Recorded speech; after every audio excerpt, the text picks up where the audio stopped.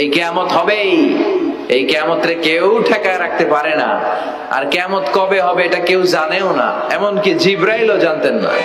সাইয়েদনা জিব্রাইল, এমনকি বিশ্বনবী মুহাম্মদ রাসূলুল্লাহ সাল্লাল্লাহু আলাইহি ওয়াসাল্লামও জানতেন না। জানে শুধু একজন, তিনি কে? কিন্তু অনেকে দেখবেন ইদানিং কালে বলে ফেলে যে অমুক সালে কিয়ামত, 25 সালে কিয়ামত, 30 সালে, 35, 40। এটা বলার ক্ষমতা আপনারা দিয়েছে কে? এটা তো মিনাল উমুর আল গায়বিয়া, অদৃশ্যের খবর। অদৃশ্যের খবর তো কেউ জানে না। কে জানে? অদৃশ্যের খবরের ব্যাপারে কিছু বলতে যাওয়া মানে অদৃশ্যের ব্যাপারে হস্তক্ষেপ করে, এটা কুফরি। কথা বলেন। এজন্য কিয়ামত কবে হবে এক্সাক্ট টাইম আমরা কেউ জানি না, এটা আল্লাহ জানেন। বিশ্বনবীও জানতেন না। তবে বিশ্বনবী কিয়ামতের কিছু আলামত আমাদের সাথে শেয়ার করেছেন। বিভিন্ন নসিহাতে, বিভিন্ন আলোচনায় বিশ্বনবী মুহাম্মদ রাসূলুল্লাহ তিনি বর্ণনা করেছেন যে কিয়ামতের আগ দিয়ে গোটা বিশ্বের, গোটা পৃথিবীর সামাজিক অবস্থা, রাষ্ট্রীয় অবস্থা, পারিবারিক অবস্থা এরকম হবে। কি কি আলামত বিশ্বনবী বলে গেলেন আমাদের জানার দরকার আছে না নাই?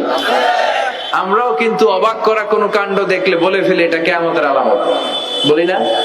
কথা বলে। আমরা যদি বেহায়াপনা দেখি, বিশেষ করে ধর্মপ্রাণ মুরব্বী যারা আছে, এরা বেহায়াপনা দেখলে সহ্য করতে পারে না। এরা বলে এগুলো কিয়ামতের আলামত। একটা সন্তান মায়ের পেট থেকে ভূমিষ্ঠ হয়েছে, কিন্তু ওই সন্তানের মাথা 2টা। তো এগুলো দেখলে আমরা কি বলি? কিয়ামতের আলামত। কিন্তু বিশ্বনবী কিয়ামতের আলামতের ব্যাপারে কি বললেন, আমাদের কি শোনালেন, জানতে মনে চায়? কিয়ামতের আলামত গুলো 2 ভাগে বিভক্ত। একটা ছোট আলামত আর একটা বড় আলামত। বড় আলামত মোট 10টা। কয়টা? 10টা। আল্লাহর মেহেরবানি 10টার একটাও প্রকাশ পায় নাই। কিন্তু কিয়ামতের ছোট আলামত গুলো অনেকগুলো আলামত। এই ছোট আলামত গুলোর বেশিরভাগই আমাদের সমাজে প্রকাশিত হতে শুরু করেছে, বেশিরভাগ সমাজে প্রকাশ পেয়ে গিয়েছে। কিয়ামত আসার আগ দিয়ে কি কি ছোট আলামত আমাদের সমাজে দেখা যাবে? বিশ্বনবীর এই পৃথিবীতে, এই ধরাতে আগমনটাই হচ্ছে কিয়ামতের সর্বপ্রথম আলামত। সুবহানাল্লাহ কইতে পারলেন না? বিশ্বনবীর আগমন পৃথিবীতে হয়েছে কি হয় নাই? কথা বলেন। বিশ্বনবী যে আসছেন আবার চলে গেছেন, বিশ্বনবীর আগমনটা হয়ে গিয়েছে পৃথিবীতে কয় বছর চলে গেল? হ্যাঁ, প্রায় 1400-1500 বছর চলে গেল, এখনো কিয়ামত হয় নাই। সুবহানাল্লাহ পড়েন। বিশ্বনবী বলতেন বুইস্তু আনা ওয়াসসাআতু কাহাতাইন, আমি এবং কিয়ামত এইভাবে পিঠাপিঠি হয়ে নাজিল হয়েছে। এই আঙ্গুল থেকে এই আঙ্গুলের মাঝখানে যেমনি তেমন কোনো ব্যবধান নাই, আমি বিশ্বনবী আর কিয়ামতের মাঝখানেও তেমন কোনো ব্যবধান নাই। বিশ্বনবী সাহাবাদেরকে বুঝাতে যে প্রায় এরকম আঙ্গুল ব্যবহার করতেন, ইশারা দিতেন, আঁকাঝোঁকা করতেন। এখন আধুনিক শিক্ষা পদ্ধতিতে এগুলো ব্যবহার হতে শুরু হয়েছে। এগুলো সব বিশ্বনবীর মেথোডোলজি। সুবহানাল্লাহ পড়বেন না? বিশ্বনবী আবার আরেক জায়গায় বলেছিলেন আনা ওয়া কাফিলুল ইয়াতীমি কাহাতাইন, আমার আঙ্গুলের দিকে দেখতেছেন? হ্যাঁ, আনা ওয়া কাফিলুল ইয়াতীমি কাহাতাইন, আমি আর ইয়াতীমের রক্ষণাবেক্ষণকারী জান্নাতে এরকম কাছাকাছি থাকবো। এই 2 আঙ্গুল যেমনি কাছাকাছি, আমি আর ইয়াতীমের রক্ষণাবেক্ষণকারী এরকম জান্নাতে থাকবো কাছাকাছি। আমরা এখন রক্ষণাবেক্ষণ করবো কি? ইয়াতীমের সম্পদ লুণ্ঠনের ক্ষেত্রে আমরা 1 নাম্বার। চিল্লা এখন ঠিক কি না? ইতিমের মাথায় হাত বুলিয়ে দিলে আল্লাহ খুশি হয়ে যায়। ইতিমদেরকে ভালোবাসলে আল্লাহ তারে ভালোবাসে। ইতিমের জন্য দান সদকা করলে তার মর্যাদা বাড়ায় দেয় কে? আল্লাহ। আমাদের এলাকাগুলোতে ইতিমখানা নাই? আমাদের সমাজে ইতিম আছে না নাই? তার বাবা নাই, তার মা নাই, ইতিম। আপনি তার ঘরে খাবার পৌঁছে দেন, আপনার আব্বার কবরটারে জান্নাতে টুকরা বানায় দিবে কে? আল্লাহ। ইয়াতিম মিসকিনদেরকে সহায়তা করবেন, দান সদকা ওইখানে করবেন। ওইদিকে টাকা না দিয়ে মাজারে যে টাকা দেয় এরকম লোক আছে না নাই? মাজারে টাকা দেওয়া যাবে অপ্রয়োজনে? মাজারে কেন টাকা দিবেন? ওখানে একজন লোক শুয়ে আছে, পড়ে আছে, ওনার টাকা লাগবে? টাকা লাগবে জীবিত যারা আছে আমাদের। কথা কন। গরিব, দুস্থ, সুবিধা বঞ্চিত মানুষ যারা আছে তাদের টাকা লাগবে। এজন্য মাজারে যে মানত করা যাবে? মানত করতে হবে একজনের নামে চিৎকার করে বলেন তিনি কে? অনেকে দেখবেন মাজারে যে মোমবাতি দিয়ে আসে, আগরবাতি দিয়ে আসে, হ্যাঁ, কাপড় দিয়ে আসে, ছাগল দিয়ে আসে, মুরগি দিয়ে আসে, গরু দিয়ে আসে, আছে না নাই? আবার দেখবেন অনেক ড্রাইভার অনেক মাজারের পাশ দিয়ে যখন যায় সে গাড়ি স্লো করে ফেলে। ড্রাইভারকে জিজ্ঞেস করেন যে তুমি স্লো করলা কেন? সে বলে এখানে বাবার মাজার, বাবা অনেক গরম। গাড়ি উল্টায়া দিবার পারে। কি করতে পারে? আচ্ছা, গাড়ি উল্টালে কি হয়? দুর্ঘটনা হয়, মানুষ মারা যায়। যারা মানুষ মারে এরা কি বাবা নাকি ডাকাত? তো এ কেমন আল্লাহর ওলি, সে মানুষ মেরে ফেলে। আপনি একটু আকল খাটালে আপনি বুঝতে পারবেন যে এগুলোর সাথে ইসলামের কোনো সম্পর্ক নাই। ইসলাম শিখায় চাইতে হবে একজনের কাছে, যা সালতা ফাসআলিল্লাহ, ফরিয়াদ করবা তো কার কাছে করব? চাইতে হবে কার কাছে? ছেলে চান কে দিবে? মেয়ে চান কে দিবে? ছেলে মেয়ে দুইটা চান কে দিবে? ব্যবসায় সফল হতে চান কে দিবে? জান্নাতি হতে চান কে দিবে? আল্লাহ ছাড়া কেউ কিছু দিতে পারে? বিশ্বনবী মুহাম্মদ রাসূলুল্লাহ সাল্লাল্লাহু আলাইহি সাল্লাম কি আমাদের কিছু দিতে পারে? এজন্য ওনার কবরে যেও চাওয়া যায় না, ওনারে সালাম দেওয়া যায়। ওখানে যে বিশ্বনবীকে সালাতু সালাম পাঠানো যায়, কিন্তু বিশ্বনবীরে বলা যায় না ইয়া রাসূলুল্লাহ আমার একটা মেয়ে দেন, আমার একটা ছেলে দেন, ইয়া রাসূলুল্লাহ আমার নির্বাচনে পাশ করাইয়া দেন। বিশ্বনবীর কবরের সামনে দাঁড়িয়েও চাওয়া যায় না। তো বিশ্বনবীর কবরের সামনে দাঁড়িয়ে কিছু চাইলে সৌদি পুলিশ হাতের মধ্যে লাঠি দিয়ে বাড়ি মারে, দাঁড়াতেই দেয় না। যে এখানে কি চাও তুমি? সামনে কেবলা, কেবলামুখী হও। এই বিশ্বনবী যার কাছে যাইতেন তার কাছে চাও। তিনি ছাড়া কিচ্ছু করার ক্ষমতা গোটা বিশ্বে কারণ। আল্লাহর ধনভাণ্ডার কত বিশাল! তিনি আমাদের সবাইকে যদি জান্নাতুল ফেরদাউস দিয়ে দেয়, ওনার জান্নাতের মধ্যে ঠেলাঠেলি হবে তো না? কথা কন। বিশ্বনবী 8টা জান্নাতের যে স্টেজ, এই 8টার সবগুলাই থাকবে না, উনি থাকবে জান্নাতুল ফেরদাউস। কোনটায় থাকবে? তাহলে আমরা থাকবো কই? ইনশাআল্লাহ কবেন না? নবী থাকবে একটাই, আমরা আরেকটাই। এটা সম্ভব? অন্য কোন জান্নাত দিয়ে আমাদের বুঝ দেওয়া যাবে? আমরা আল্লাহর কাছে বলবো, আল্লাহ আমগো নবী যেদিকে, আমরা থাকবো। বিশ্বনবী থাকবে জান্নাতুল ফেরদাউস, আমরাও থাকবো ফেরদাউস। ইনশাআল্লাহ পড়েন। এত বিশাল জান্নাত, কোন ধাক্কা ধাক্কি নাই। জান্নাতের এক একটা দরজা চিনেন তো না? বিশ্বনবী যখন জান্নাতের দরজার বর্ণনা দিচ্ছেন, বিশ্বনবী বলছেন ইন্নাল মিসরাআইন মিন মাসারি'আল জান্নাহ মা বাইনা মাক্কাহ ওয়া হাজার। ও সাহাবারা, জান্নাতের দরজাগুলো কত বড়, শোনো শোনো। বিশ্বনবী বললেন সৌদি আরবের মক্কা শহর থেকে বাহরাইনের হাজার শহর যত লম্বা, জান্নাতের এক একটা দরজা তত লম্বা। তার মানে এক এক ধাক্কায় কয়েকশো কোটি লোক জান্নাতে ঢুকে যাবে। তো ওই জান্নাতে আমরা সবাই যদি ফেরদাউসে থাকি, আল্লাহর কোনো ঘাটতি আছে? ওই আল্লাহরে থইয়া মাজারে যায়, ওই আল্লাহরে না ডেকে বাবারে ডাকে, ওই আল্লাহর কাছে না যে মাজারে যে লাল সালু দিয়ে আসে। দেখবেন যে লোকটা মাজারে মশারি দেয়, ওর বাবের ডেঙ্গু রোগ, ওর মারে মশাই কামড়ায়, ওর বাবারে মশাই কামড়ায়। বাপ মার কাছে যায় না। বাপ মা যে কত বড় পীর সাহেব, গোটা বিশ্বের পীর সাহেবরা যদি একটা দোয়া করে আর বাবা মা যদি আরেক পাশে দোয়া করে, বাবা মার দোয়া আগে আগে কবুল হয়ে যাবে। এজন্য চাইতে হবে একজনের কাছে, তিনি কে? বুখারীর বর্ণনায় বিশ্বনবী বললেন ততক্ষণ পর্যন্ত কিয়ামত হবে না যতক্ষণ না 30 জন ভণ্ড নবী দাবিদার বেরোবে। ভণ্ড নবী দাবিদার, একটাও নবী না। কুল্লুহুম কাযযাবুন দাজ্জালুন, সবগুলো মিথ্যাবাদী, কাযযাব আর দাজ্জাল। বিশ্ব নবী হচ্ছেন সর্বশেষ নবী। আমার নবীর পরে আর কোন নবী আসবে? আমার রাসূলের পরে আর কোন রাসূল আসবে? এই কথাটা যারা মানবে না তার ঈমান থাকবে? মা কানা মুহাম্মাদুন আবা আহাদিম মির রিজালিকুম ওয়ালাকিন রাসূলুল্লাহি ওয়া খাতামান নাবিয়্যিন। মুহাম্মদ তোমাদের কোন ছেলেদের পিতা নয়, তিনি হলেন আল্লাহর রাসূল, তিনি হলেন শেষ রাসূল। খাতামান নাবিয়্যিন, সাইয়েদনা আদম থেকে শুরু করে নবী আসার যে ধারাবাহিকতা, এটা বিশ্ব নবীর মাধ্যমে এই চেইনটাকে কাট আপ করে দিয়েছে কে? আমার নবীর পরে কোনো নবী নাই। বিশ্ব নবী বলতেন লা নাবিয়্যা বা'দি ওয়ালা রাসূলা, আমার পরে নবীও নাই রাসূলও নাই, তবে লাউ কানা বা'দি নাবিয়্যুন লাকানা উমর, আমার পরে যদি কেউ নবী হতো আমার সাহাবী ওমর নবী হয়ে যেত। প্রভু তুমি বলেছো রাসূল দেবে না, বলনি দেবে না ওমর, বলনি দেবে না হামজা তারিক, খালিদ বিজয়ী সমর। প্রভু তুমি বলেছো রাসূল দেবে না, বলনি দেবে না ওমর, বলনি দেবে না হামজা তারিখ, খালিদ বিজয়ী সমর, প্রভু তুমি বলেছ রাসূল দেবে না। সুবহানাল্লাহ পড়েন। ওমরে ফারুক নবী হয়ে যেত, এমন কোয়ালিটি ছিল। আসাদুহুম ফি আমরিল্লাহি আমার, আল্লাহর আইন বাস্তবায়নের ক্ষেত্রে গোটা বিশ্বের মধ্যে সবচেয়ে শক্ত ছিলেন সাইয়েদনা ওমর। আর এই উম্মতের মধ্যে সবচেয়ে নরম দিলের ছিলেন সাইয়েদনা আবু বকর। আরহামু উম্মতি ওয়া উম্মতি আবু বকর। তিনি যখন নামাজে দাঁড়াতেন, সালাতে দাঁড়াতেন, উনি যখন তেলাওয়াত শুরু করতেন, ওনার কান্নার আওয়াজে তেলাওয়াতের আওয়াজ বোঝা যেত। আর আমাদের নামাজে কান্না আসে?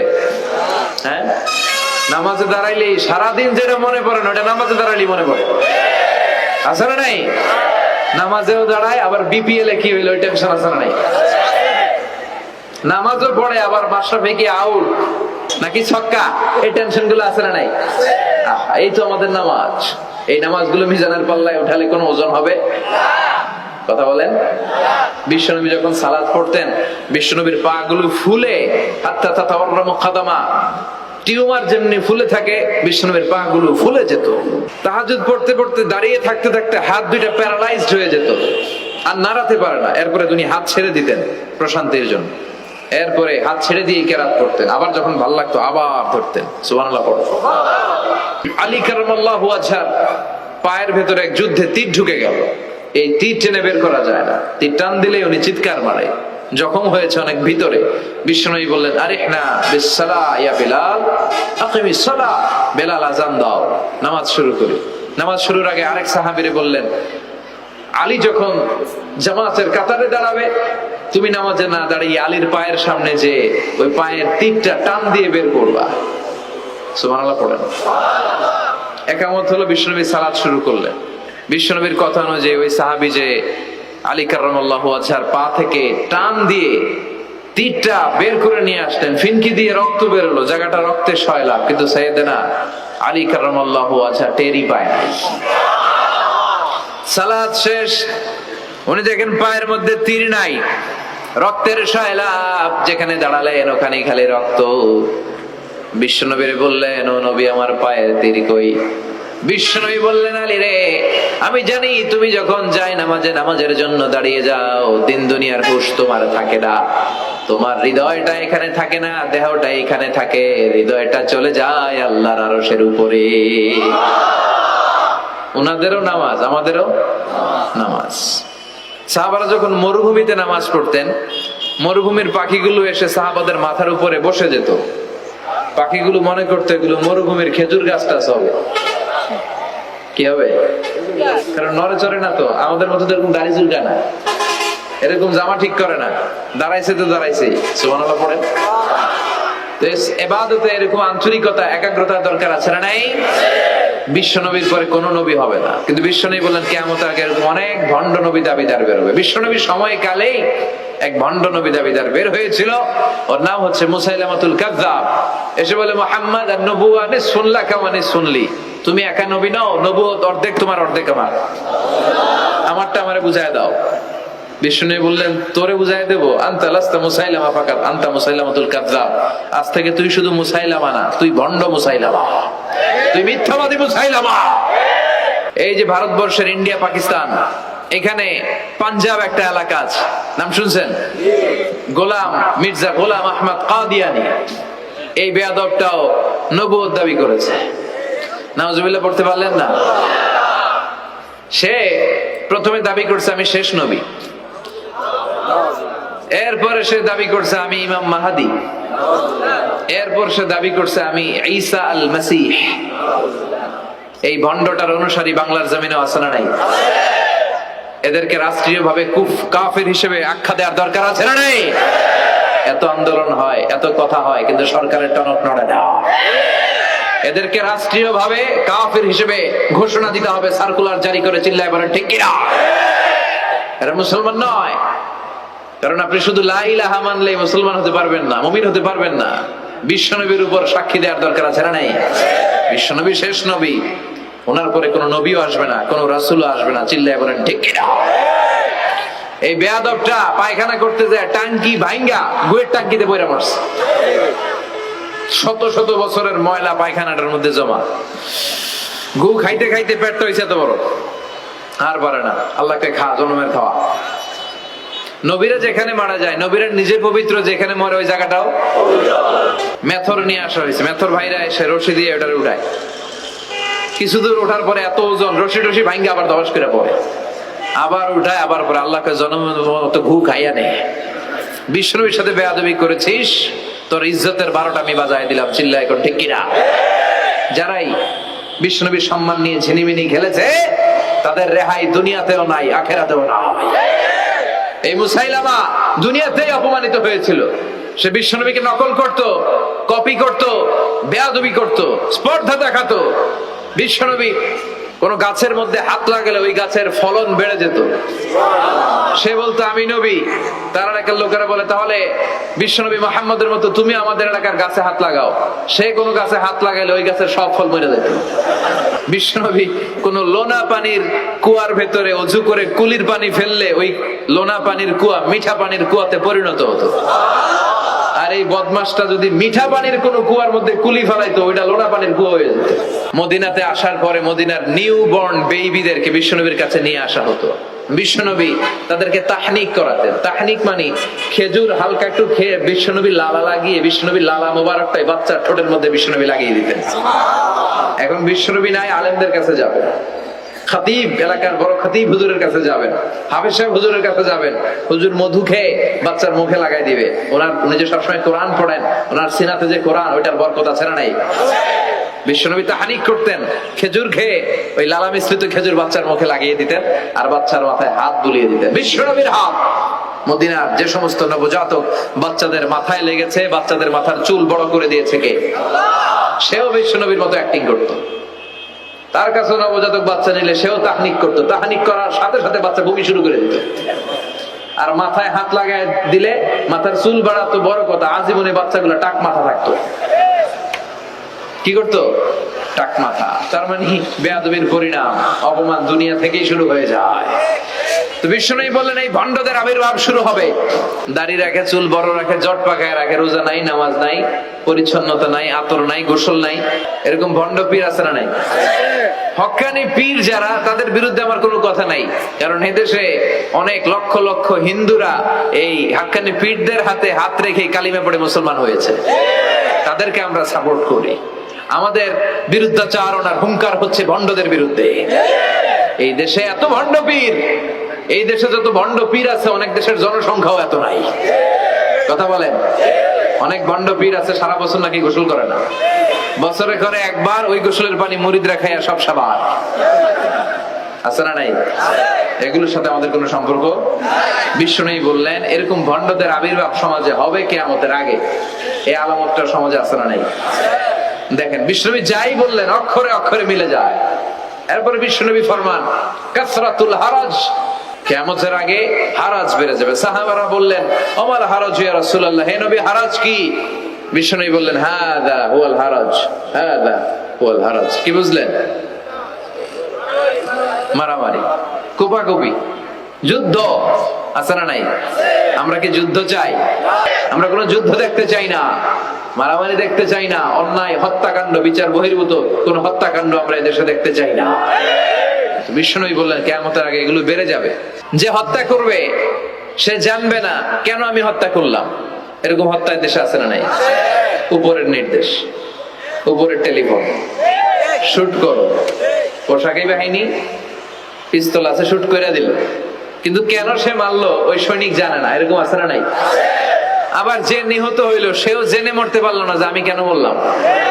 আহা, এই বাংলার বিভিন্ন নদীতে, মাঠে ঘাটে হাত বাঁধা, পা বাঁধা, চোখ বাঁধা, বস্তাবন্দি করা লাশ পাওয়া যায় কি যায় না? এই দুনিয়ায় তারা বিচার পায় নাই, কিন্তু এগুলোর বিচার আছে না নাই? এগুলোর বিচার যদি না থাকতো, the worldly life will be a joke. এই পৃথিবীটা একটা জোকিং হইতো, জোকিং। জোক করার জন্য আল্লাহ পৃথিবী বানায় না। যেগুলোর বিচার এই জমিনে আমরা পাই নাই, সেগুলোর বিচার আখিরাতে হবে। সেদিন হবে আসল বিচার, সেদিন হবে ফাইনাল খেলা। সেদিন হবে কি খেলা? বিশ্বাস হয়? অপেক্ষা আছে না নাই? সবগুলোর বিচার হবে ইনশাআল্লাহ। পড়েন, আপনার জমি মেরে খাইছে, দুনিয়ায় বিচার পান নাই, আহকামুল হাকিমিনের বিচার আছে না নাই? আপনাকে অন্যায় ভাবে আঘাত করেছে, দুনিয়ার বুকে বিচার পান না, আখিরাতে বিচার আছে না নেই? বিশ্বনবী বললেন এই মারামারিটা বেড়ে যাবে কিয়ামতের আগ দিয়ে। এখন দেখেন খালি মারামারি, কুপাকুপি। কিয়ামতের আগ দিয়ে আমানতের খেয়ানত হবে, এটা আমাদের সমাজে আছে না নাই? বিশ্বনবী বললেন কিয়ামতের আগ দিয়ে আমানতের খেয়ানত হতে থাকবে। ইদা দুইয়াতিল আমানাতু ফান্তাযিরিস সাআ। সাহাবারা প্রশ্ন ছুড়ে দিলেন, ইয়া রাসূলুল্লাহ মাতা সাআ, কখন কিয়ামত হবে? বিশ্বনবী বললেন ইদা দুইয়াতিল আমানা, যখন আমানতের খেয়ানত হবে তখন কিয়ামত হবে। সাহাবীরা আবার প্রশ্ন ছুড়লেন, কাইফা ইদাআতুহা ইয়া রাসূলুল্লাহ, হে নবী আমানতের খেয়ানত কেমন করে হবে? বিশ্বনবী বললেন ইদা উসিদাল আমরু ইলা গায়রি আহলিহি ফান্তাযিরিস সাআ, যে লোকটা যেই চেয়ারে বসার যোগ্য নয় তাকে যখন ওই চেয়ারে বসিয়ে দেওয়া হবে তখনই কিয়ামত হয়ে যাবে। ধরেন একজনকে আপনারা প্রধান বক্তা হিসেবে দাওয়াত দিলেন, জানে না কোরআন, জানে না হাদিস, জানে না বক্তৃতা, এটা কিয়ামতের আলামত না? এটা আমানতের খেয়ানত না? এই দেশের শিশু বক্তা আছে না নাই? কথা কন।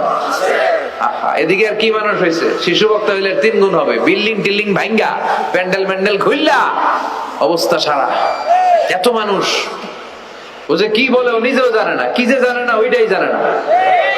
সবকিছুর একটা বয়স আছে, তোমাকে পড়াশোনা করতে হবে, তোমাকে ডিগ্রি অর্জন করতে হবে, তোমাকে জানতে হবে, তোমাকে বিশ্লেষণ করার, অ্যানালাইসিস করার ক্ষমতা রাখতে হবে। ছোট বাচ্চা যদি মুরব্বির মতো কথা বলে আমরা এটার বেয়াদব বলি। পাশে খতিব সাহেব হুজুর, এখানে হাফেজ সাহেব হুজুর, এখানে ইমাম সাহেব হুজুর, এখানে কামিল মাদ্রাসার প্রিন্সিপাল, এখানে জগৎ বিখ্যাত মুহাদ্দিস, আর সে বেয়াদবের মতো পায়ের উপর পা তুলে আঙ্গুল নাড়িয়ে নাড়িয়ে কথা বলে। এটা কিয়ামতের আলামত। এগুলো বন্ধ করেন, এগুলোর সাথে ইসলামের সম্পর্ক না।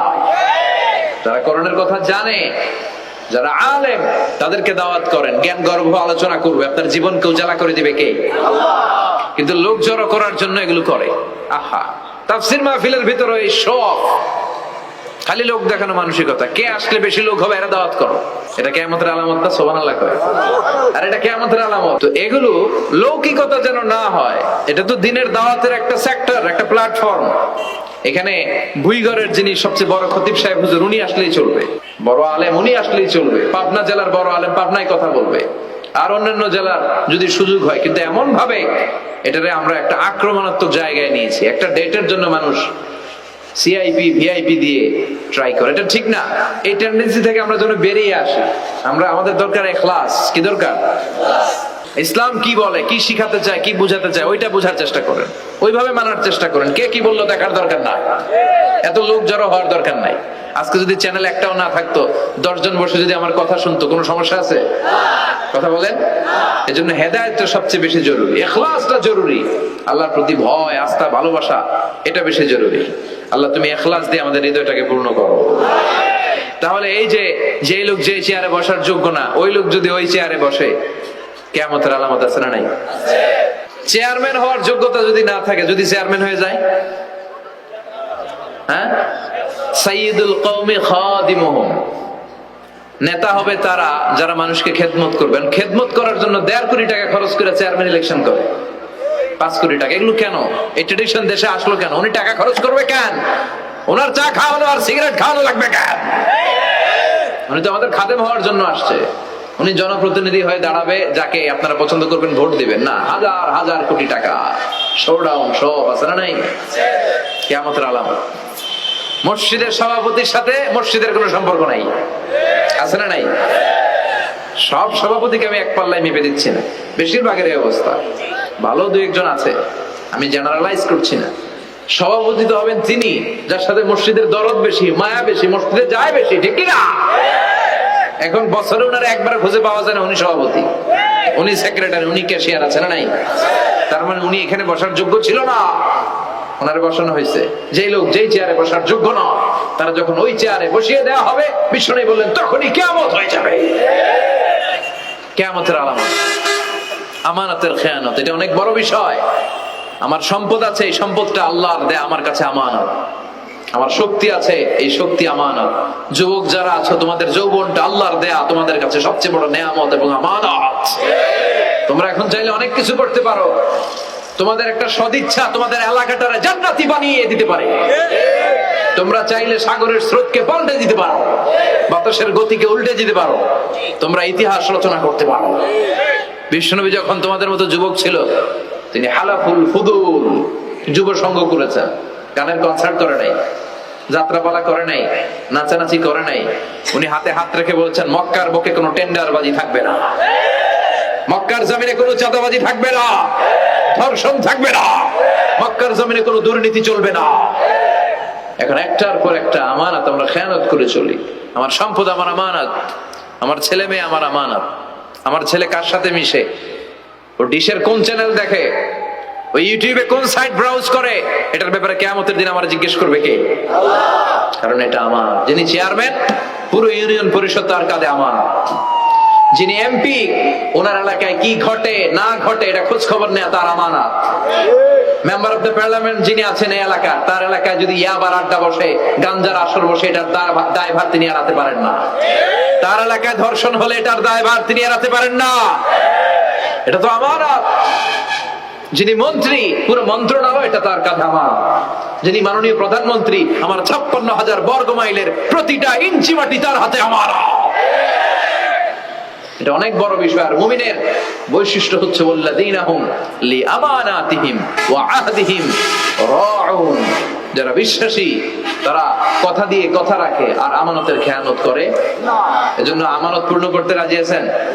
যেখানেই আমানত নষ্ট হবে সেখানেই কিয়ামতের ভয় আছে না নাই? দেখেন বিশ্বনবী কত চমৎকার করে দার্শনিকের মতো বলে গেলেন, যাই বলে গেলেন তার পুরোটাই সমাজের সাথে মিলে যায়। কিয়ামতের আগে বড় বড় টাওয়ার বানানোর প্রতিযোগিতা শুরু হয়ে যাবে। আরব বিশ্বে দেখবেন বুর্জ আল খলিফা, জমজম টাওয়ার, এই টাওয়ার ওই টাওয়ার, একটার পর একটা টাওয়ার। বিশ্বনবী বললেন কাবার পাশে যে পাহাড়গুলো আছে, কাবার পাশের টাওয়ারের উচ্চতা যদি পাহাড়ের চেয়ে উঁচু হয়ে যায়, ফাআলাম ফাইন্নাল আমরা কদ আযাল্লাক, জেনে রাখো কিয়ামত বেশি দূরে নাই, কিয়ামতের ছায়া তোমার উপরে ছায়া দিচ্ছে। এখন মক্কা শহরের পাহাড়ের চেয়ে হাইট বেশি এরকম বিল্ডিং আছে না নাই? কাবা ঘরের পাশেই তো একটা আছে জমজম টাওয়ার, 120 তলা উঁচু। দি মক্কা রয়্যাল ক্লক টাওয়ার 120 তলা, বিশাল বড় ঘড়ি লাগানো। এগুলো সব কিয়ামতের আলামত। ওর 2টা গাড়ি আছে, আমার লাগবে 4টা গাড়ি। ও তাহাজ্জুদ পরে, আমারও যে পড়তে হবে, ওই টেনশন নাই। ওর মেয়ে হেজাব পরে, আমার মেয়েটারও হেজাব পড়াবো, ওই চিন্তা নাই। ওর ছেলে নামাজে যায়, আমার গাঞ্জা খট্টারও নামাজি বানাবো, এই টেনশন করে না। খালি সম্পদ কেমনে বাড়াবে, দুনিয়াবি চিন্তা। এই পৃথিবীটা একটা ধোঁকা, এই পৃথিবীটা একটা ধোঁকা। একটু থামেন, sit down and think about death. মৃত্যু সম্পর্কে ভাবেন। The most certain thing in our life is death. আমাদের জীবনের সবচেয়ে সুনির্দিষ্ট নিশ্চিত বিষয়টা হচ্ছে মরণ। মরা লাগবেই, চলে যেতে হবে, ঠিক কিনা? কিন্তু এই দুনিয়ার মায়াজালে আটকে পড়ে আমরা আখিরাতকে, মৃত্যুকে বেমালুম ভুলতে বসেছি। বিশ্বনবী বললেন কিয়ামতের আগে মানুষের টেন্ডেন্সি হবে, মানুষ বড় বড় ইয়াতাতাওয়ালুনা ফিল বুনিয়ান, people will start to compete constructing high rises building in the cities. সমাজে বড় বড় টাওয়ার বানানো শুরু করে দেবে। এটা আছে না নাই? এরপর বিশ্বনবী বললেন যুহুরুন নিসা আল কাসিয়াত আল আরিয়াত আল মাইলাত আল মুমিলাত। কিয়ামতের আগে পোশাক পরিহিতা নেকেড উলঙ্গ নারীদের সংখ্যা বেড়ে যাবে, ভয়ঙ্কর। বিশ্বনবী বললেন কাসিয়াত আল আরিয়াত আল মাইলাত আল মুমিলাত। পোশাক পরিহিতা উলঙ্গিনী মানে বোরকাও পড়বে, বোরকাওয়ালি। তিনি বোরকা পড়েন কিন্তু টাইট ফিটিং বোরকা। তো এতে আপনি, আমার মায়েরা, আমার বোনেরা, আমি আপনাদেরকে সবসময় সম্মান দিয়ে কথা বলার চেষ্টা করি, একটু বোঝেন। এই যে আপনি টাইট ফিটিং এর বোরকাটা পরলেন, এতে লাভটা হলো কি? আপনার দেহের উঁচু নিচু ভাঁজ টের পাওয়া যায়, আপনার সৌন্দর্য প্রকাশ পেয়ে যায়। হেজাব আল্লাহ এমনি এমনি দেয় নাই, যার সম্মান বেশি ওটার প্যাকেট বেশি। কথা কন। ডায়মন্ডের আংটি ওই রাস্তার মধ্যে বিক্রি করে না? স্বর্ণের আংটি না, ওইটা স্পেশাল মার্কেটে বিক্রি করে। কোন মার্কেটের সামনে পুলিশ রাইফেল নিয়ে দাঁড়ায় থাকে না, কিন্তু স্বর্ণ মার্কেটের সামনে রাইফেল আছে না নাই? ভিতরে স্পেশাল সিকিউরিটি আছে না নাই? গ্লাস ফিটিং করা, ওইখানে সিকিউরিটি আলাদা, স্পেশাল লকার আছে না নাই? কারণ এটার দাম বেশি, তাই এটা পর্দা বেশি, প্যাকেট বেশি। সুবহানাল্লাহ পড়েন। নারীদেরকে তো ইসলাম মর্যাদা দিয়েছে। বিষ্ণু বলেছেন দুনিয়া কুল্লুহা মাতা ওয়া খায়রু মাতা'আদ দুনিয়াল মারআতুস সালিহা। দুনিয়া সব হলো সম্পদ, আর এই সব সম্পদের মধ্যে সবচেয়ে দামি সম্পদ হচ্ছে নেককার নারী। এদের পেটগুলা খনি। এই নেককার নারীগুলো যদি হিজাব মেইনটেইন করে, এই পেটগুলো থেকে আল্লাহ বের হবে। নাজমুস সাকিব বেরোবে, কারি আহমদ বিন ইউসুফ আল আজহারি বেরোবে, বড় বড় মুফাসসিরে কোরআন বেরোবে। আর যদি হেজাব না করে, জি বাংলা স্টার জলসা নিয়ে মশগুল হয়ে থাকে, টেন্ডারবাজ, চাঁদাবাজ, ডাকাত, এগুলো বেরোবে। ওজনে কম দিবে, খাদ্যে ভেজাল দিবে, মাছে ফরমালিন দিবে, গাঞ্জার টাকার জন্য লাথি মেরে মারে ঘর থেকে বের করে দিবে। এজন্য নারীরা, আমার বোনেরা, আপনারা অনেক সম্মানিতা, নিজেদের সম্মান সম্পর্কে সচেতন হন। এই হেজাব আপনার অধিকার, এই হেজাব নারীর অহংকার, হেজাব নারীর আভিজাত্যের প্রতীক, হেজাব নারীর রুচির প্রতীক। আপনার রুচিটা কেমন আপনার পোশাক দেখে বোঝা যায়। কথা কম, যে মেয়েটা হিপ হপ স্টাইলে চলাফেরা করে, গ্যাংনম স্টাইলে, এই মেয়েটারে ইফটিজিং করার সুযোগ আছে না নাই? কিন্তু যে হেজাব মেনটেন করে যেই নারীরা চলে, এদেরকে দেখলেই একটা সম্মান চলে আসে। কি ভুল বললাম? একটা সম্মান আসে না? আপনাদের সম্মানটা আপনারা রাখবেন। বিষ্ণু বললেন, যুহুরুন নিসাল কাসিয়াতাল আরিয়াতাল মাইলাতাল মুমিলা। কিয়ামতের আগে পোশাক পরিহিত উলঙ্গিনী নারী বেরোবে। লা ইয়াজিদনা রিহাহা লা ইয়াদখুলনাল জান্নাতা ওয়া লা ইয়াজিদনা রিহাহা। এই নারীগুলো জান্নাতে তো প্রবেশ করবেই না, জান্নাতের ঘ্রাণও নাকে লাগবে না। ওয়া ইন্না রিহাহা তুজাদু মিন মাসিরাতি 500 সানা। আর জান্নাতের ঘ্রাণ 500 বছর দূরের রাস্তা থেকে টের পাওয়া যায়। খেয়াল করে বুঝেন, এখান থেকে জান্নাতে পৌঁছতে আরো 500 বছরের রাস্তা। কয় বছরের? এত দূরে থাকতেই জান্নাতের সুবাতাস এসে আপনার নাকে ধাক্কা লাগবে। সুবহানাল্লাহ পড়বেন না? এই নারীগুলো জান্নাতে যাবে না, জান্নাতের ঘ্রাণও পাবে না। এজন্য বাবা যারা এসেছেন, সচেতন হন। আপনার মেয়ে চাইলেই যে কোনো ড্রেস আপনি তাকে কিনে দিতে পারেন না। মায়েরা যারা আমার কথা শুনছেন, আপনার মেয়ে আবদার করবে, সে তো ছোট, সে কি বুঝে? কিন্তু দেখবেন অনেক বিয়ের অনুষ্ঠানে আমি দেখেছি, মায়ের বয়স হচ্ছে 60, মায়ের হাত মোজা, পা মোজা, বোরকা লাগাইছে 2টা, পাশে ষোড়শী, অষ্টাদশী, তন্নি, সুন্দরী, সুস্নিগ্ধা এক মেয়ে, বয়স মাত্র 18, ওর বুকে ওড়না নাই, ওটা গলায় শোভা পাচ্ছে। 60 বছরের বুড়া মহিলার দিকে কেউ তাকাবে? ওনার তো ডেট এক্সপায়ার্ড, ডেট এক্সপায়ার্ড। ওনার সৌন্দর্য যা ছিল সব শেষ। তার দিকে তাকাবে না, তার উঠতি বয়সের তরুণ মেয়েটার দিকে অনেকে তাকাবে, কারণ এটা জেনেটিক্যাল একটা ইস্যু। একটা পুরুষ একটা নারীর দিকে জেনেটিক্যালি আকৃষ্ট হবে, এটাই স্বাভাবিক, ঠিক কিনা? এজন্য আপনার হাত মোজা, পা মোজা আপনার দরকার ছিল না, আপনি পাতলা কাপড় পরলেও সমস্যা নাই। কথা কয়, হাত মোজা, পা মোজা দরকার ছিল আপনার যুবতী মেয়েটার হাতে, যুবতী মেয়েটার পায়ে। এজন্য আপনারা আপনাদের সম্মানকে বুঝবেন। যারা নারী স্বাধীনতার কথা বলে, নারী আন্দোলনের কথা বলে, এরা নারীদেরকে ঠকায়। এরা নারীদেরকে বিজ্ঞাপনের বিল বোর্ডে নগ্ন করে উপস্থাপন করে। রাস্তা দিয়ে হাঁটি, চোখ খুলতে পারি না। আমার মায়েরা, এরা আমার দেশের মেয়ে, এরাই 56,000 বর্গমাইলের মেয়ে। এই মেয়েগুলোকে উলঙ্গ ভাবে হাফ নেকেড করে এই সিনেমা হলগুলোর পোস্টার গুলো যে দেওয়া হয়েছে, এটা এদের সম্মান বেড়েছে না কমেছে? ওদিকে চোখ তুলে তাকানো যায়? এজন্য নারী স্বাধীনতার কথা যারা বলে, এদের কথায় ফাঁদে পা দিবেন না। এরা আপনাদের সম্মান বাড়াতে চায় না, এরা আপনাদেরকে বিল বোর্ডে উঠাতে চায়, আপনাদেরকে উলঙ্গ করে রূপালী পর্দায় উঠাতে চায়, টিভির পর্দায় আপনাদেরকে নেকেড করে উপস্থাপন করতে চায়। এদের ঘরেই নারীরা বেশি নির্যাতিত হয়, এদের কাজের মেয়েরাই বেশি নির্যাতিতা। আর সুযোগ পেলে এরা ধর্ষণে সেঞ্চুরি করতে দেরি করে না। নারীদেরকে সম্মান দিয়েছে ইসলাম। আমার বোনেরা, আমাদের সম্মান যেন আমরা রাখতে পারি। আল্লাহ তুমি বোঝার তৌফিক দান করো। এরপরে বিষ্ণু বললেন, ইতাআতু যাওজা ওয়া উকুকুল উম। কিয়ামতের আগে বিয়ে করার পরে ছেলেগুলো মাকে ভুলে গিয়ে স্ত্রীর পেছনে পেছনে দৌড়াবে, স্ত্রীর আনুগত্য করবে। এরকম নমুনা আছে না নাই? মাকে ভুলে যাওয়া যাবে না। মায়ের দোয়া বড় দোয়া। মায়ের দোয়া সবার আগে কবুল। বুলেট মারলে বুলেট মিস হয়, মায়ের দোয়া মিস হয়? খবরদার। স্ত্রী চলে গেলে নতুন স্ত্রী পাওয়া যায়, মা মরে গেলে মা পাওয়া যায়? তাই বলে আমি বলছি না আপনার স্ত্রীকে ডিভোর্স দেন না, বুঝান, মাকেও বুঝান, স্ত্রীকেও বুঝান, বুঝানোর চেষ্টা করেন। সমাজের এখন সবচেয়ে বড় সমস্যাটা হচ্ছে শাশুড়িরা চায় আমি ডমিনেট করব, আমার এতদিনের গড়া সংসার। বউ এসে কয় না, আমি আইছি মাগার, আমি সব খায় হলাম। আচ্ছা না নাই? এই যে সবাই ডমিনেট করতে চায়, এটা সমস্যা। সমাধানটা কি? সমাধানটা হচ্ছে আমাদের শাশুড়ি যারা আছে সমাজের, তাদের উচিত বৌমাটারে নিজের মেয়ের মতো মনে করা। নিজের মেয়ের যেখানে বিয়ে দিছে ওইখানে কিন্তু খুব খোঁজ নেয়, মা তোর কি অবস্থা, তোর কষ্ট হইলো কিনা, ইত্যাদি ইত্যাদি। কিন্তু ছেলের বউ করে যারা আনছে এরা দিয়ে ইচ্ছে মতো কাজ করা, এরকম টাকা আছে না নাই? ডাবল স্ট্যান্ডার্ড, এটা ঠিক না। আর বৌমা যারা আছেন, ঘরের বৌমা, এরা শাশুড়িকে একটু মায়ের মতো মনে করেন না, কারণ একদিন আপনিও শাশুড়ি হতে চলেছে, একদিন আপনিও শাশুড়ি হবেন।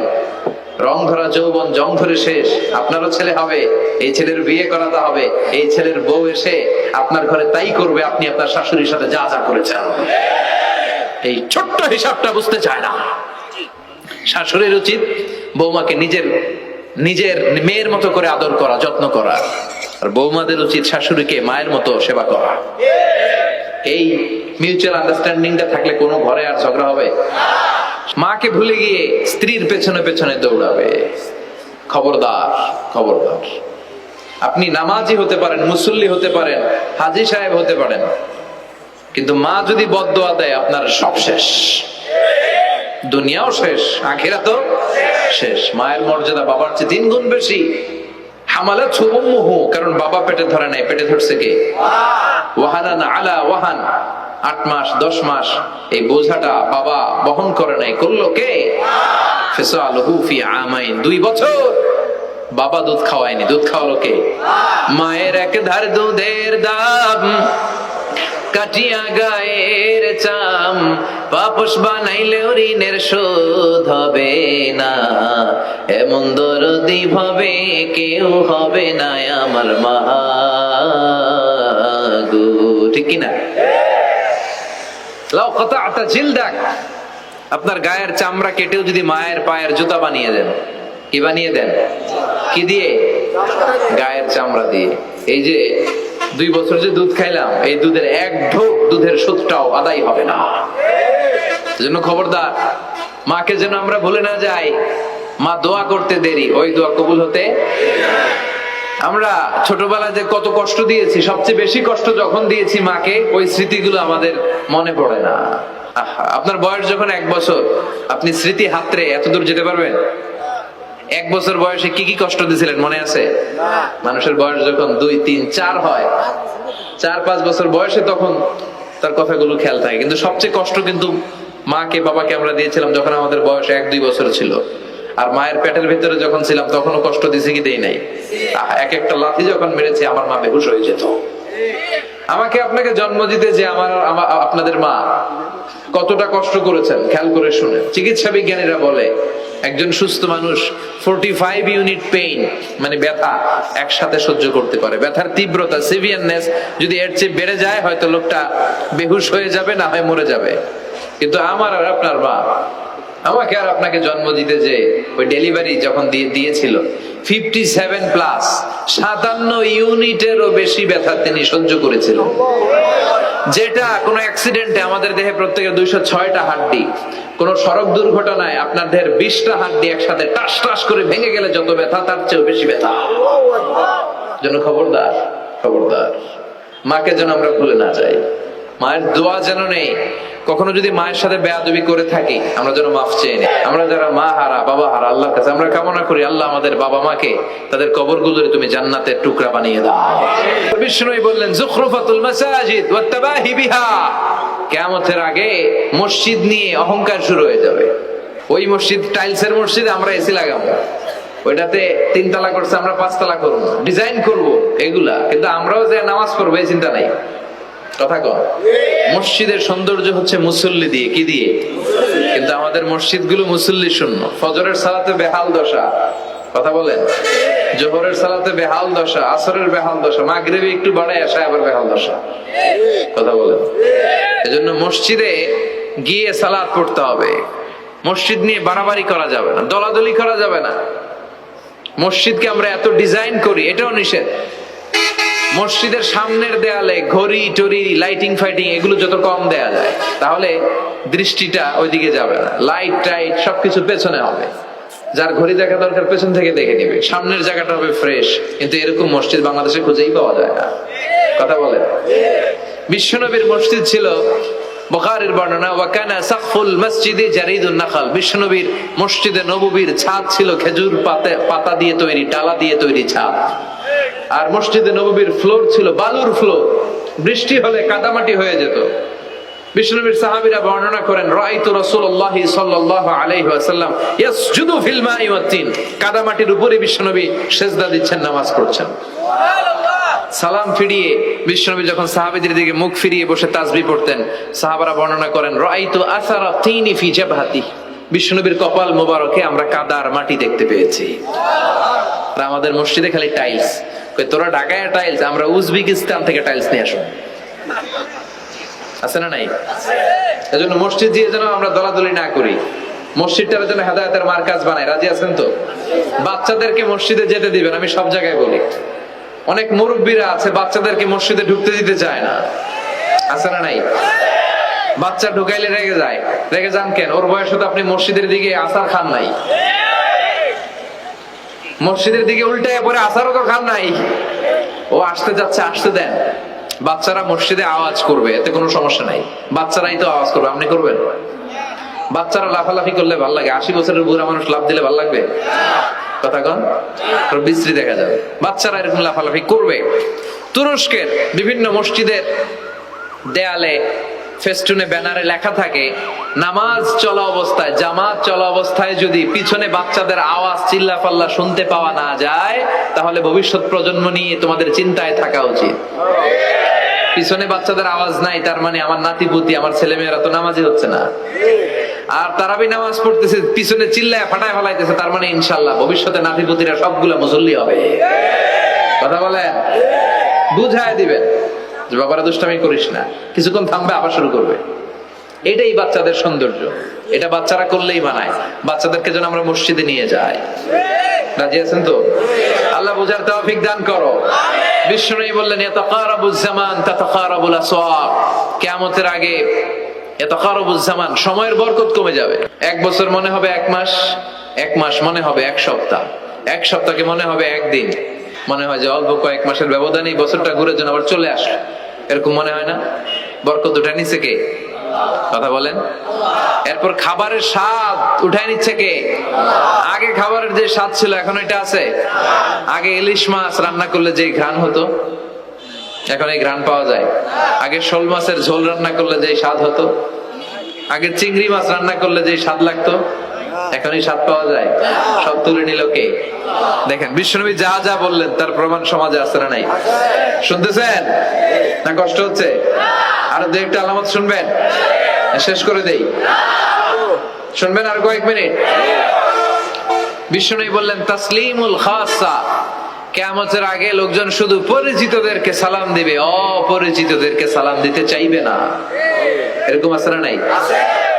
এই মুরব্বী চাচারে চিনি, চাচা আসসালামু আলাইকুম, চিনি আসসালামু আলাইকুম, ওদিকে চিনি আসসালামু আলাইকুম। কিন্তু অন্য একটা এলাকায় গেছি, ওখানে কাউরে চিনি না, সালামও দেয় না। বাসে উঠছেন, কাউরে চিনেন না, সালাম দেন না, এরকম আছে না নাই? তো সালাম কি যাদেরকে চিনেন এদের জন্য? কথা কন। আলা মান আরাফতা ওয়া মান লাম তা'রিফ, যাকে চিনো সালাম দাও, যাকে চিনো না তাকেও দাও। আল বাদিউ বিস সালাম, বিশ্বনবী বলেন আগে আগে দাও। আল বাদিউ বিস সালাম বারিউম মিনাল কিবর, আগে আগে যে সালাম দেয় তার হৃদয় থেকে অহংকার মুক্ত করে দেয় কে? আল্লাহ। অহংকার মুক্ত হওয়ার দরকার আছে না নাই? যার হৃদয়ে যাররা পরিমাণ অহংকার থাকবে সে জান্নাতে প্রবেশ করতে পারবে? কথা বলেন। এজন্য আমরা আগে আগে সালাম দেব। ছোটরা বড়দেরকে দিব, বড়রা ছোটদেরকে দিব, হাজবেন্ড ওয়াইফকে দিব, ওয়াইফ হাজবেন্ডকে দিব। রাজি আছেন তো? আজকে যারা স্বামী যারা আসছেন, বাড়িতে যেই ভাবির আগে সালাম দিবেন। রাজি আছেন? কথা কয় না, আওয়াজ ছোট হয়ে গেছে, পারা যাবে?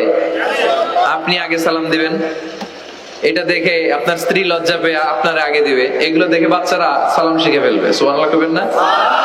আমরা কি চাই না আমাদের ফ্যামিলি গুলো এরকম সুন্দর হোক? আমরা কি চাই না আমাদের ফ্যামিলি গুলো জান্নাতি হোক? এরপরে বিশ্বনবী বললেন, খুতাবুকুম তাবিলা সালাওয়াতুকুম কাসীরা, কিয়ামতের আগে খুতবাগুলো লম্বা হবে আর সালাতগুলো খাটো হয়ে যাবে।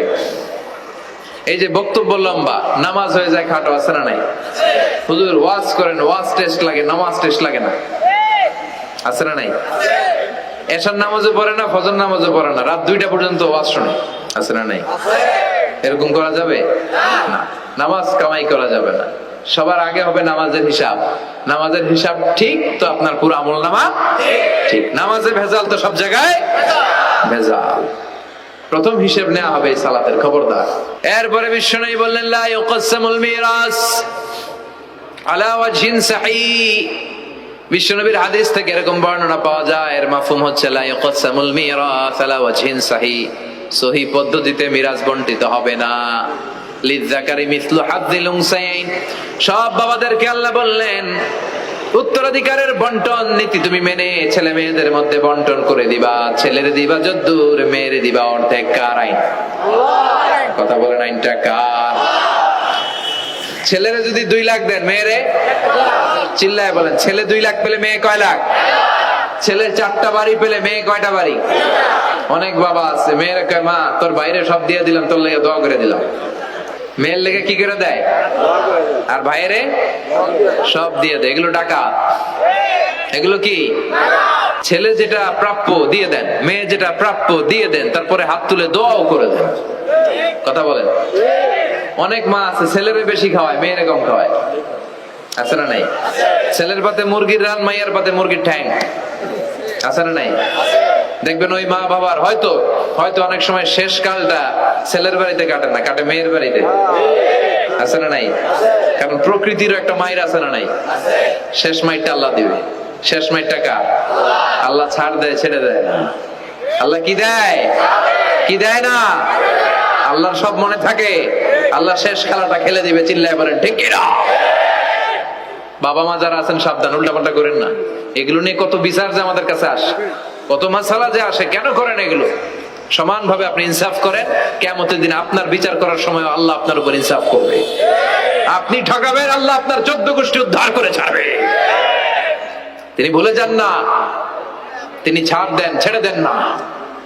এজন্য মিরাসের যে বন্টন পদ্ধতি, আমরা যেন ইসলামের দেয়া পদ্ধতি অনুসরণ করি। আল্লাহ তৌফিক দাও। কিয়ামতের আগে ভূমিকম্প বেড়ে যাবে, আছে না নাই? কিয়ামতের আগে আত্মহত্যা বেড়ে যাবে, আছে না নাই? কিয়ামতের আগে ঢোল বাদ্য নাচানাচি বেড়ে যাবে, আছে না নাই? বাংলা মায়ের একতারা সুর কতই ভালোবাসি, দোতারা সুর কতই ভালোবাসি, বাজারে ঢোল বাজারে বাসি। বিশ্বনবী বললেন বুইসতু আন উকাসসিরাল মাযামির, আমি ঢোল বাদ্য তবলা হারমোনিয়াম এগুলোরে ভেঙে মাটির সাথে গুড়িয়ে দেওয়ার জন্য এসেছি। আর ওই নবীর উম্মত কয় বাজারে ঢোল বাজারে বাসি, আছে না নাই? ঢোল বাদ্য বাজানো যাবে? এই হাই বিটের মিউজিক আপনি শুনলে আপনার অন্তরে নেফাকি তৈরি হবে। নামাজে মজা পায় না, হুজুর নামাজে মজা পায় না। তুমি আজীবন শোনো কুচকুচ হোতায়, তো তুমি নামাজে মজা পাইবা কেমনে? আজীবন শুনে কি কুচকুচ হতে হয়। এখন নামাজে মজা পায় না, জিকির করে মজা পায় না, তেলাওয়াতে মজা পায় না, মজা নাই, মনোযোগ নাই। হৃদয়টাকে তো তুমি শয়তানের আখড়া বানিয়েছো, তুমি সালাতে প্রশান্তি পাবে কি করে? এজন্য এই মিউজিক্যাল ইনস্ট্রুমেন্ট থেকে দূরে থাকতে হবে। এগুলো অন্তরে নেফাকি তৈরি করে। আপনি দফ বাজাতে পারবেন? দফ চিনেন? ঢোলের 2 দিক আটকানো, দফের একদিক আটকানো একদিক খোলা, এটা বাজিয়ে আপনি নাশিদ পরিবেশন করতে পারবেন, সমস্যা নাই। বিশ্বনবী বিয়ের ক্ষেত্রে বলেছেন আলিনু আন নিকাহ বিদ্দুফুফ, এই দফ বাজিয়ে দফের ব্যান্ড পার্টি করে বিয়ের ঘোষণা দিয়ে দাও। ঈদের দিন বিশ্বনবী শোয়া, কিন্তু ছোট্ট মেয়েরা এসে দফ বাজিয়ে নাচ গান করতেছে, ছোট মেয়েরা। সাইয়েদনা আবু বকর দেখে রেগে গেলেন, আমিজমারু শাইতানি ফি বাইতি রাসূলিল্লাহ, আল্লাহর নবীর ঘরে শয়তানের বাদ্য। বিশ্বনবী বললেন দাহু ইয়া আবু বকর, আবু বকর রাখো, ইন্না লিকুল্লি কওমিন ঈদ, সব জাতিরই তো একটা ঈদের অনুষ্ঠান আছে। হাদা ঈদুনা, আজকের দিনটা আমাদের ঈদের দিন, বাচ্চাদেরকে একটু আনন্দ উৎসব করতে দাও। এই দফ বাজালে কোনো ক্ষতি নাই। বিশ্বনবী মক্কা থেকে যখন মদিনায় হিজরতে গেলেন, কোন পথ দিয়ে আমার নবী আসবে জানার জন্য মদিনার ছেলেমেয়েরা পাগল হয়ে গেল। ওই পথে দফ নিয়ে দাঁড়িয়ে রইল। বিশ্বনবী সাইয়েদনা আবু বকরকে নিয়ে আগমন করলেন। ওরা তালা আল বাদরু আলাইনা বলে বিশ্বনবীর ওয়েলকাম জানালো। সুবহানাল্লাহ পড়েন। তালা আল বাদরু আলাইনা মিন সানিয়াতিল ওয়াদা ওয়াজাবা শুকরু আলাইনা মাদা লিল্লাহি দা আইয়ুহাল মাবউসু ফিনা جئت من أمر المطاب جئت شرفت المدينة مرحبا يا خير دا طلع البدر علينا من ثنيات الوداع وجب الشكر علينا ما دعا لله داع পড়েন আল্লাহু আকবার। আমরা যেন এই সুস্থ সংস্কৃতির প্রচার প্রসার করতে পারি। ইসলাম বিনোদনের নিষেধ করে নাই, কিন্তু বিনোদন শুড বি হালাল বিনোদন, ঠিক কিনা? আপনি অসুস্থ সংস্কৃতির চর্চা করলে ওইটা আল্লাহ অ্যাকসেপ্ট করবে না। সংস্কৃতিটা হতে হবে সুস্থ সংস্কৃতি। আল্লাহ তুমি তৌফিক দাও। বিষ্ণুবি যা যা বললেন, ভুইঘরের ভাইয়েরা, তার প্রতিটি আমাদের আশেপাশে চোখের সামনে পেছনে আছে না নাই? এটা ফিতনার যুগ। কিসের যুগ? এই যুগে আমানতের খেয়ানত হবে, এই যুগে নারীরা বেপরদা হয়ে চলাফেরা করবে, এই যুগে নিজের ঈমান বাঁচানো কঠিন হয়ে যাবে। এই কঠিন বিপদের সময় আমাদেরকে বাঁচাতে পারে দুইটা জিনিস। কয়টা জিনিস? চিল্লায় বলেন কয়টা? দুইটা জিনিস শুধু আমাদেরকে বাঁচাতে পারে। এক হচ্ছে আল্লাহর কোরআন, দুই হচ্ছে বিশ্বনবীর সুন্নাহ, ঠিক কিনা? এই দুইটা জিনিসকে মারির দাঁত দিয়ে আঁকড়ে ধরে রাখতে হবে, তাহলে সে পথভ্রষ্ট হওয়ার কোনো সুযোগ। This Quran and Sunnah, hour way to Jannah.